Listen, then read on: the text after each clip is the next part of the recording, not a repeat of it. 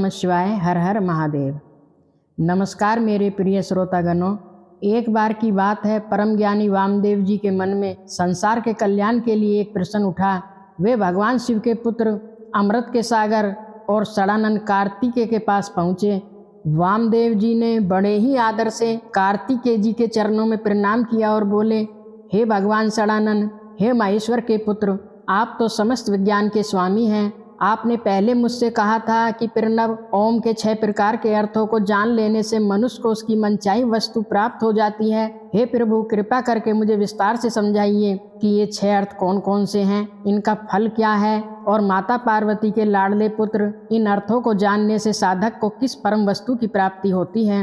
कार्तिकेय जी ने जब मुनि की यह सच्ची जिज्ञासा देखी तो वे मंद मंद मुस्काए। उन्होंने बड़े प्यार से कहा, हे मुनि श्रेष्ठ, तुमने संसार के हित के लिए बहुत ही उत्तम प्रश्न पूछा है। सावधान होकर सुनो, मैं तुम्हें प्रणव का वह रहस्य बताता हूँ जिसे जानकर मनुष्य महाज्ञानी बन जाता है। कार्तिकेय जी ने समझाते हुए कहा कि हे मुनि, प्रणव के 6 मुख्य अर्थ होते हैं जो साधक को शिव के करीब ले जाते हैं।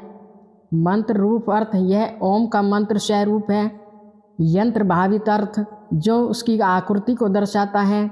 देवता बोधक अर्थ, जो इसमें वास करने वाले देवताओं का ज्ञान कराता है। प्रपंच रूप अर्थ, जो बताता है कि यह सारा संसार ओम में कैसे समाया है। गुरु रूप, जो मार्गदर्शन करने वाले गुरु का स्वरूप है। शिष्य रूप, जो सीखने वाले के स्वरूप का परिचय देता है। मेरे प्यारे भक्तों, कार्तिकेय जी कहते हैं कि इन 6 अर्थों को जानना असल में भगवान शिव को ही जानना है। कार्तिकेय जी आगे बताते हैं कि ओम यानी प्रणव में वेदों ने 5 अक्षर बताए हैं। पहला अक्षर है ए, दूसरा है उ और तीसरा है मैं। इसके बाद चौथा अक्षर बिंदु है और 5वां नाद कहलाता है। ये पांचों मिलकर ही शिव के रूप को प्रकट करते हैं। जब हम इसका यंत्र बनाते हैं तो वह साक्षात शिवलिंग के समान होता है। सबसे नीचे पीठ बनानी चाहिए, फिर उसके ऊपर ए, उसके ऊपर उ और फिर मैं लिखना चाहिए। सबसे ऊपर बिंदु और अर्धचंद्राकार नाद अंकित करना चाहिए। जो भक्त इस प्रकार यंत्र लिखकर उसका ध्यान करता है, उसकी सारी मनोकामनाएं पूरी हो जाती हैं। अब कार्तिकेय जी ने उस गुप्त रहस्य को बताया है जो भगवान शंकर ने स्वयं समझाया था। उन्होंने बताया है कि सदोजात से लेकर ईशान तक जो 5 पवित्र मंत्र हैं, ओम उन सब का वाचक है। ये 5 मंत्र भगवान शिव के 5 मुखों के समान है।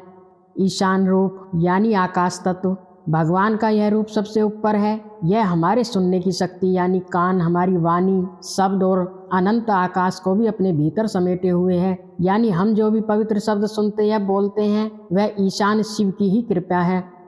तत्पुरुष यानी वायु तत्व, भगवान का यह दिव्य रूप हमारी प्रकृति, हमारी त्वचा, हमारे हाथ और प्राण वायु को शक्ति प्रदान करता है। हम जो भी स्पर्श अनुभव करते हैं वह पुरुष रूपी ब्रह्म की ही व्याप्ति है।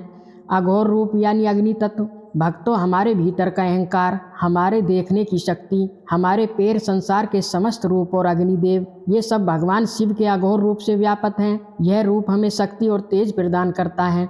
वामदेव रूप यानी जल तत्व, हमारी बुद्धि, हमारी रसना, रस और जल, ये सब वामदेव रूपी ब्रह्म से ही सदा तृप्त रहते हैं। हमारी बुद्धि में जो शीतलता और गहराई है वह वामदेव जी की ही देन है।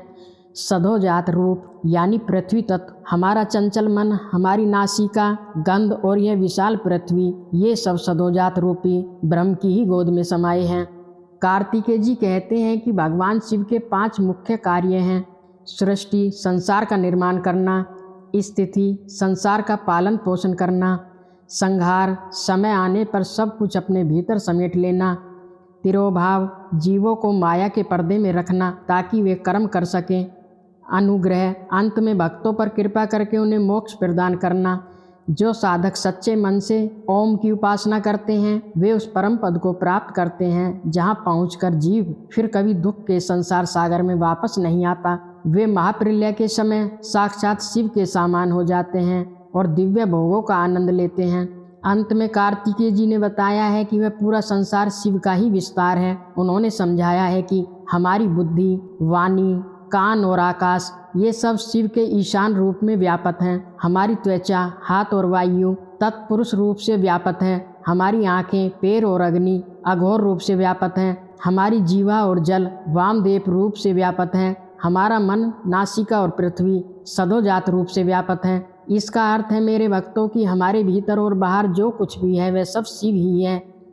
मेरे प्यारे भक्तों, आज हमने जाना कि कैसे एक छोटा सा शब्द ओम पूरे ब्रह्मांड को अपने भीतर समेटे हुए है। अगर हम इस भाव से भगवान शिव का ध्यान करें कि वे हमारे हर अंग में हैं, हर सांस में बसे हैं, तो हमारा जीवन धन्य हो जाएगा। कैसी लगी आपको आज की ये कथा? कमेंट में हर हर महादेव जरूर लिखिएगा। ओम नमः शिवाय। हर हर महादेव।